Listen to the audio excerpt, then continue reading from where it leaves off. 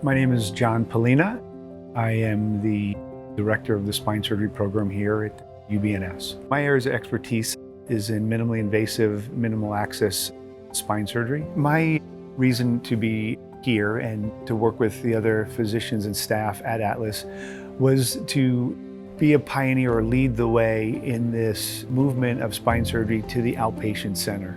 The treatments that patients can receive at Atlas spans the entire spectrum of spine surgery, to minimally invasive decompressive surgeries, in other words, taking care of pinched nerves, to reconstructions of the spine in the form of fusion technologies.